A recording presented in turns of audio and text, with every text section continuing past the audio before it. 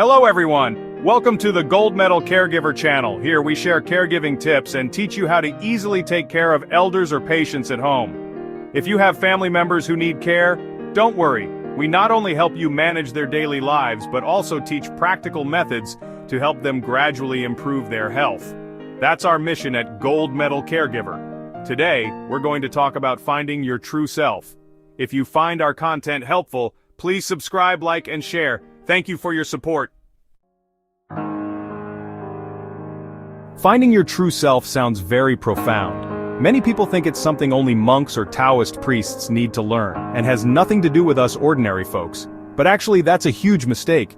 Finding your true self is not some lofty secret of cultivation, but life wisdom that everyone can use. It helps us figure out who we really are, how to live more easily and freely, and even how to face life, aging, sickness, and death. As a caregiver in a hospital, I've seen too many patients tormented by illness.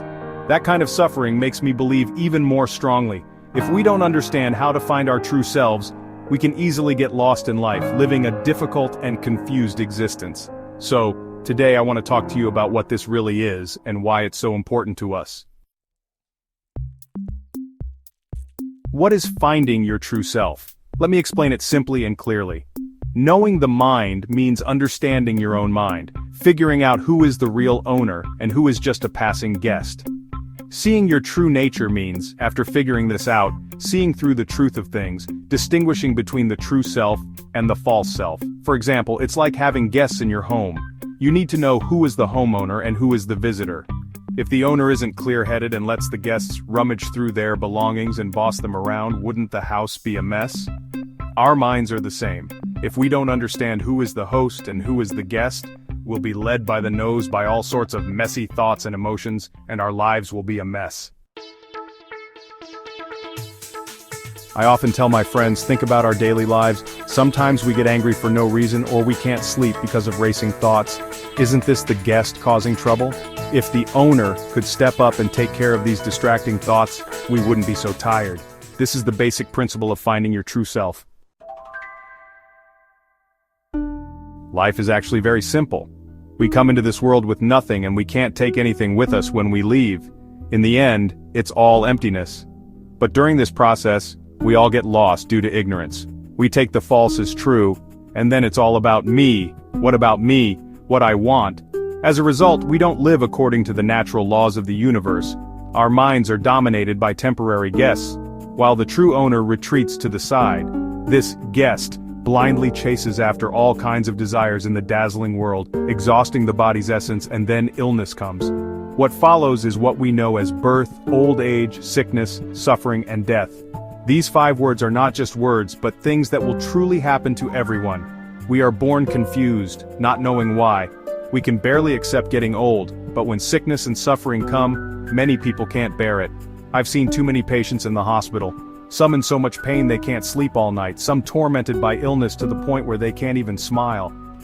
At that moment, I wonder, if they had learned to find their true selves earlier, wouldn't they be so helpless?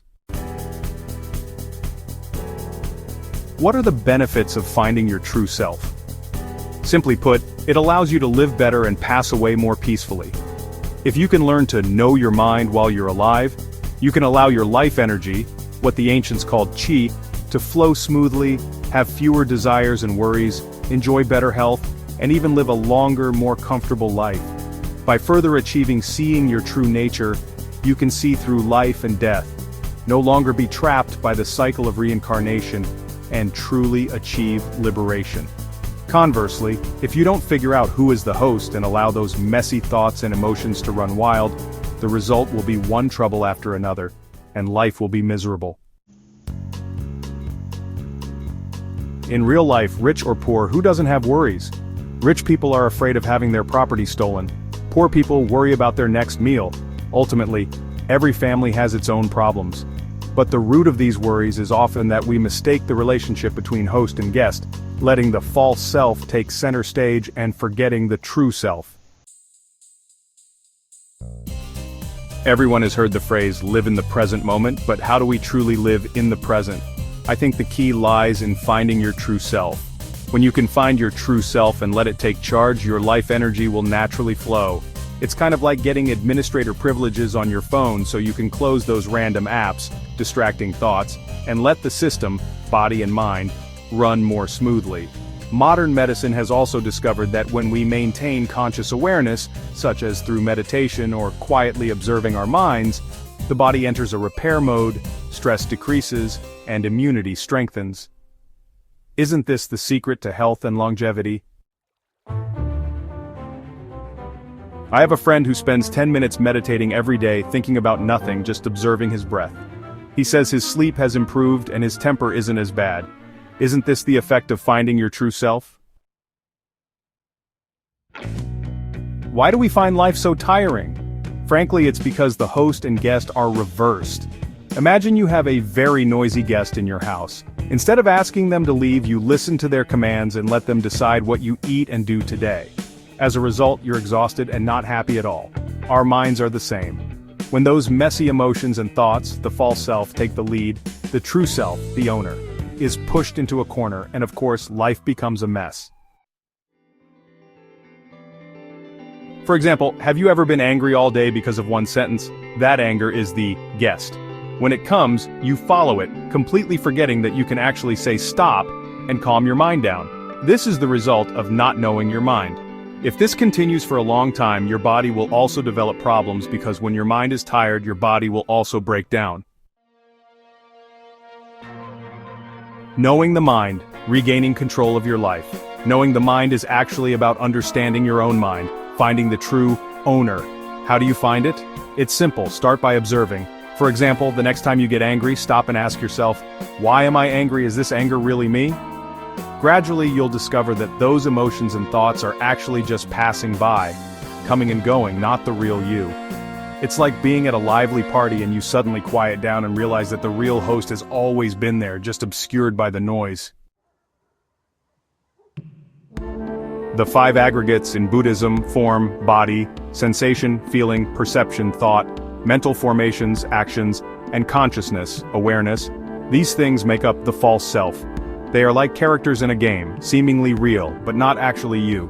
The process of knowing the mind is about recognizing this false self and not letting it constantly cause trouble.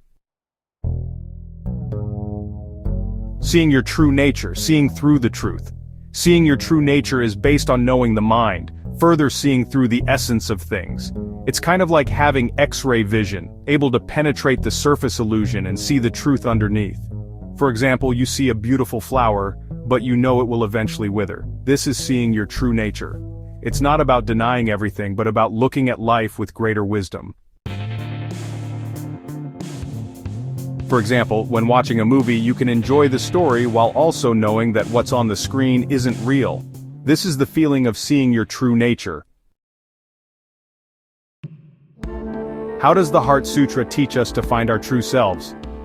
When talking about finding your true self, we can't avoid mentioning the Heart Sutra. This scripture begins by saying, when Avalokiteshvara Bodhisattva was practicing deep prajnaparamita, he illuminated the 5 aggregates and saw their emptiness, thus transcending all suffering. What does this mean? Simply put, it means using wisdom, prajna, to see through the illusion of the 5 aggregates and then transcend all suffering. In Buddhism, there are also the teachings of 12 links of dependent origination and 18 realms. The 12 links talk about the cycle from ignorance to old age and death, like an automatically running program that traps us in reincarnation. The 18 realms, 6 sense organs, 6 sense objects, and 6 consciousnesses, talk about how our senses, the external world, and consciousness collude to make us mistakenly believe that everything in front of us is real. It's like wearing a pair of VR glasses, immersed in the virtual world and forgetting to take them off. Finding your true self is about taking off these glasses and seeing the truth. How to practice. It's simple. Start with daily life. For example, when you eat, focus on eating. Don't let your mind wander. When you walk, feel each step under your feet. Gradually, you'll find your mind becoming clearer, able to distinguish between what's real and what's not. When you truly find your true self, you'll enter a very comfortable state. As the Heart Sutra says, Away from inverted dreams, ultimately nirvana. What does this mean? It means you will no longer be turned upside down by messy thoughts and emotions, and you can face everything calmly. In this state, your mind is clear, and your body will also improve because the mind and body are connected. I know an old man, over 70 years old, who meditates for half an hour every day. He says he rarely gets sick now and is in great spirits. He says this is because he has learned not to follow his thoughts, allowing his mind to return to peace. Isn't this the effect of finding your true self? Being healthy and at ease while alive and peaceful when it's time to go. Isn't this the life we all want? Finding your true self sounds difficult, but it's not mysterious at all. It's a kind of life wisdom. Whether you believe in religion or not, it can help you find your true self in this messy world and live more easily. Life is short, and life and death are inevitable. If we can't even manage our own minds, wouldn't this journey be in vain? So while there's still time, why not give it a try? Starting today, take some time to quiet down and observe your mind. See how those thoughts come and go. Gradually, you'll discover that the true owner has always been waiting for you. Once you find it, worries, life and death will no longer be problems. Wouldn't you say it's worth a try?